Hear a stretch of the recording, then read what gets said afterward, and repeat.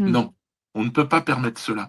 Parce que ce que l'on entend dans les tribunaux aujourd'hui, c'est une mainmise, une ingérence du politique, et derrière le politique, de la mafia au pouvoir. C'est terrible. Et c'est cette mafia qui se croit effectivement tout permis, et qui, faut être honnête, peut tout se permettre. Et donc, Mm. si ce n'est nous faire rire. Voilà. Mm. Et c'est là où Ouais, j'interviens. Ouais. ouais. C'est là où il faut interdire. Ah, mais Diodo, je pense que comparer le temps passé, enfin le temps des rois avec les bouffons, la noblesse, elle acceptait d'entendre au moins par moment la vérité sous forme de blagues peut-être, mais elle voulait entendre la vérité. C'est d'ailleurs pourquoi il y avait des pamphlets chantés, où on rapportait ceux qui se chantaient, etc. Ils étaient jamais interdits, ces gens-là. Mais que quand il n'y a plus la noblesse, en fait, on tombe sur ça, c'est-à-dire interdiction. Et là-dessus, vous avez, vous êtes dans le pan, enfin le côté comédien, mais vous avez aussi des polémistes ou des écrivains ou des analystes comme Xavier Moreau, voilà, interdit. On ne sait pas pourquoi, pas condamné, enfin comme ça, interdit. L'homme est sanctionné, privé de tout. Ben, je pense qu'il y a une chasse aux chrétiens, de toute façon, hein, qui date pas d'hier, quoi. Euh, ce système, cette mafia qui est au pouvoir en France, qui décide de qui a le droit de parler et qui doit se taire, qui décide de qui sera député, qui sera maire, qui passera à la télévision. Cette mafia, elle a le sentiment, le fameux euh, complexe de supériorité absolue, quoi, un pouvoir. Et puis les gens, il faut être aussi un petit peu honnête, les gens sont très corruptibles. Vous avez vu l'arrestation, enfin le kidnapping de Maduro qui s'est fait direct trahir pour de l'argent par un proche, pareil pour le guide suprême de la révolution islamique. Ce sont des gens qui sont dans l'entourage, qui travaillent pour soi-disant des renseignements, mais c'est pour la banque. Vous croyez quoi qu'un renseignement? C'est une personne qui arrive avec une mallette de, de, de 10 millions d'euros. Mais vous êtes mort. Votre 1 milliard. Mais non, mais votre propre frère, votre propre mère. On est dans un monde où ils ont réussi à faire en sorte que le monde croit dans cette croyance de l'argent et qu'ils ont un pouvoir qui est absolu. Et c'est pour ça que le rire, c'est vraiment la soupape qui permet, avant de se taper dessus, quoi, avant de se faire la guerre.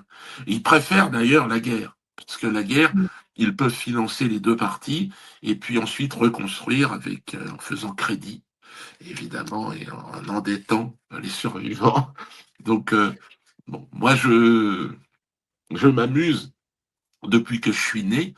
Et puis j'ai eu la chance de faire un métier extraordinaire, c'est faire rire les autres. Aujourd'hui, le rire devient interdit parce que cette noblesse dont vous parlez n'en a aucune. C'est une aristocratie sans noblesse qui nous dirige. C'est une mafia. C'est un gang très vulgaire. Ben, il suffit de voir le comportement d'un Bruel, par exemple, qui peut-être a peut-être la Légion d'honneur, je sais pas, enfin, ou des trucs comme ça. Ils se Forcément, donnent, oui. oui, ils se donnent ce genre de titre parce qu'ils n'en ont pas. Voilà. Et tous ceux qui ont la Légion d'honneur de ce gouvernement, on va dire Macron, c'est essentiellement parce qu'ils n'ont pas d'honneur et que la France n'existe pas pour eux. Et Xavier Moreau, vous en parlez, c'est un homme qui aime son pays. Et j'espère qu'il fera partie de ces figures qui un jour prendront des responsabilités parce que il est courageux. Et puis il y en a d'autres, hein, qui Mm. n'attendent que ça. Alors, est-ce que ces prochaines... Là, il s'est présenté aux élections, est-ce qu'il pourra aller plus loin? En tout cas, c'est quelqu'un qui a un avenir politique, si tout doit se passer normalement, qui est important, ouais, je crois. Je le suis, moi, depuis longtemps, et là, je suis très content qu'il ait pu... c'est hallucinant, d'ailleurs, qu'il ait pu... Il est à la fois chassé officiellement par l'État, et en même temps, il devient un élu de la France. C'est magnifique, quoi. Mm. C'est tout le paradoxe. C'est ça qui est amusant. On est dans un monde et un temps de paradoxe, un temps de schizophrénie. Et moi, je sors de 2 ans de prison, là, de bracelets électroniques. Et normalement, quand vous êtes condamné à 2 ans, vous faites une année, puis après vous avez une libération. Non, moi j'ai fait tous mes 2 ans, intégralement, intégralement. Vous avez Et payé votre dette à la société, on va voilà, dire. mais je suis quand même en liberté conditionnelle parce Ah, que, oui, oui, parce que c'est sur un autre, une autre condamnation, parce que j'avais joué un spectacle, c'est assez extraordinaire. J'ai joué un spectacle, mais dans le contrat qui liait la société de production et la salle, il n'y avait pas marqué mon nom. Et donc, et donc, ils ont dit que c'était un dol, enfin que j'avais maquillé, c'est une escroquerie. Alors, je n'étais pas signataire de ce contrat, donc la société a été condamnée pour escroquerie, et moi pour complicité d'escroquerie. Et en fait, le propriétaire, personne n'a porté plainte, c'est juste l'État qui décide que il fallait que je mette mon nom parce que mon nom aurait dû entraîner une interdiction. Voilà. bah, Diodo, une dernière question, mais peut-être cette loi, vous étiez peut-être en voyage et en tournée et vous l'avez pas vue. La proposition de loi de Bruno Retailleau, dans le cadre de loi sur le séparatisme, de s'emparer des comptes bancaires privés de tout moyen financier sans jugement, sans aucune raison judiciaire, toute personne qui ne contribue pas au vivre ensemble. Vous ne pensez pas qu'il faudrait combattre ça et se lever là d'un seul coup? Bah, aller saisir les comptes d'Ariane de Rothschild, ça serait déjà beaucoup plus intéressant. Effectivement, elle est dangereuse pour le vivre ensemble. Je vais vous dire une chose. Pour moi, les députés, les politiques sont des marionnettes de la haute finance. Donc, cette haute finance, de toute façon, elle nous contrôle, elle vous contrôle. Vous l'avez vu, notamment ceux qui avaient émis le mandat d'arrêt contre Netanyahou, les juges, je crois qu'ils étaient 3, on leur a Mm. bloqué leur compte en banque. Est-ce que vous vous rendez compte de quoi on est en train de parler? Donc, Mm. un Retailleau n'est qu'un intermédiaire entre la banque et, euh, et le politique et les citoyens. Il est là, donc là, c'est une loi pour plaire à qui? Aux Rothschild, aux banques. Je dis ça parce qu'il y a beaucoup de gens qui viennent me voir à la fin du spectacle et on dit, mais c'est vrai que les Rothschild, c'est eux qui sélectionnent, puisque c'est la nouvelle aristocratie, c'est Madame la Baronne, quand même. Madame la Baronne de Rothschild. Et donc, nous sommes des gueux, et donc, nous n'avons pas réellement accès à la propriété. Ils prêtent de l'argent à des gens qui vont vous louer votre appartement. Vous comprenez? Des gens qui sont propriétaires de je ne sais combien d'appartements. Et vous payez leur mensualité. C'est-à-dire que notre travail est là pour payer donc leur capital. C'est magnifique.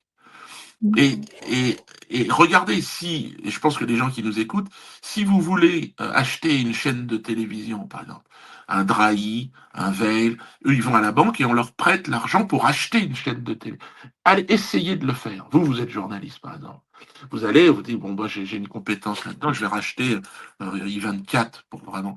Et là, on va vous dire non. On va prêter l'argent uniquement à des gens qui appartiennent à la mafia.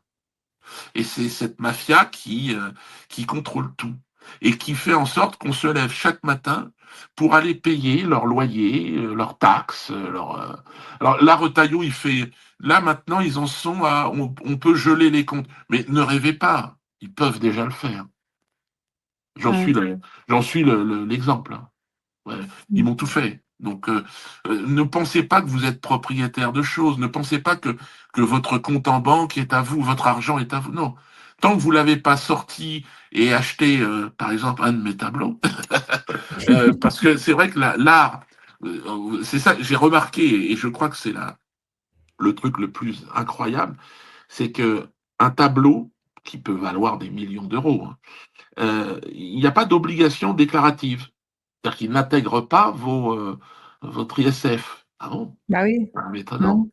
Non. En cas de cession, c'est-à-dire que vous mourrez, vous n'avez pas cette taxe, si vous voulez, sur l'héritage. Ah bon, pourquoi? C'est une loi Fabius, donc un homme évidemment très proche de la mafia financière, qui, fils d'antiquaire et de collectionneur, qui va faire une loi dont l'objet c'est de faire en sorte que les œuvres restent en France. Voilà. Et Oui, oui. voilà, parce qu'il faut un argument. Et Protéger donc, le patrimoine français. voilà, c'est ça. Et donc, vous avez un tableau chez vous. Eh bien, sachez que c'est certainement aujourd'hui le placement le plus intéressant, le plus transparent. C'est, on l'avait vu d'ailleurs avec Guéant qui avait vendu deux petits tableaux hollandais et qui a acheté un appartement. Non, mais c'est comme ça qu'il fonctionne. Et pourquoi les multimilliardaires de la mafia ont tous une galerie d'art, je ne sais quoi. Ben, c'est pas parce qu'ils aiment l'art, parce que vous verrez dans l'art contemporain, moi je viens de rentrer dans ce milieu-là. Je suis un peu comme un ovni, je rentre. Mais bon, l'avantage de mon travail, moi, si vous voulez, enfin le côté assez unique, ce que j'ai appelé l'art administratif, c'est que c'est une page d'histoire. Chacune de mes œuvres est une page d'histoire. Elle est co-signée par le préfet, donc le représentant de l'État, en l'occurrence Monsieur Nunez, puisqu'il était préfet de police de Paris à l'époque, il m'a fait une quinzaine d'arrêtés, et il est devenu ministre de l'Intérieur. Donc mes œuvres sont signées par un ministre de l'Intérieur, et c'est un texte d'interdiction de censure de l'État qui est réel. Je suis pas dans une posture artistique non, je présente la réalité d'une époque. Et c'est pour ça que mes œuvres, mes toiles ont eu un succès. Et je pense que c'est là où ils doivent être extrêmement énervés, parce que dans l'art contemporain, là, ma cote est montée, je ne sais pas si vous imaginez, dans ce petit milieu de 5 000 à 15 000 euros. On est à 20 000 euros aujourd'hui pour une toile. Et là, j'ai commencé il y a 5 mois. Alors, je travaille beaucoup. Il y a beaucoup de gens qui me disent, ouais, mais moi, j'ai pas les moyens. Ben, évidemment, on a fait des reproductions sur toile qui sont entre 300 et 400 euros, mais qui sont uniques aussi. Mais c'est passionnant de voir, de débarquer dans un monde où, qui n'est qu'un monde de blanchiment d'argent, qui n'est un monde alors, on est vraiment dans la crème de la crème, quoi. Et c'est magnifique parce que la valeur de mes tableaux, elles me sont non pas données par ces gens-là, par cet univers-là, mais par le peuple. Et les gens qui disent, ouais, mais moi, quitte à placer mon fric, finalement. Parce qu'on a eu la crypto-monnaie qui a été formidable, mais ils ont fait des lois, les Rothschild et compagnie, pour taxer. C'est-à-dire que vous êtes obligé de déclarer vos wallets. Vous êtes, dès que vous réintégrez votre banque, enfin votre argent qui est en crypto, vous avez 30% de taxes. Enfin, l'or, c'est exactement pareil. Non, il n'y a qu'un support, c'est l'art. Et c'est les tableaux. Et les tableaux de Diodo. Parce que mes tableaux, c'est vrai qu'ils sont uniques. Vous voyez, je les vends parce que ça m'amuse. Je les vends parce que c'est magnifique. Parce que c'est beau. C'est-à-dire que moi, c'est la réalité d'une époque que je vous mets. Les gens mettent ça chez eux et ils savent que c'est unique. Et puis, chaque tableau est unique parce que j'ai 300 ou 400, et je ferai pas plus de tableaux que ça, 300 ou 400 arrêtés préfectoraux. Enfin là, je vais peut-être faire, j'ai des mises en examen, c'est assez beau là. J'ai une plainte de Retailleau qui vient d'arriver. Donc on va voir. J'ai le Mais Nunez aussi.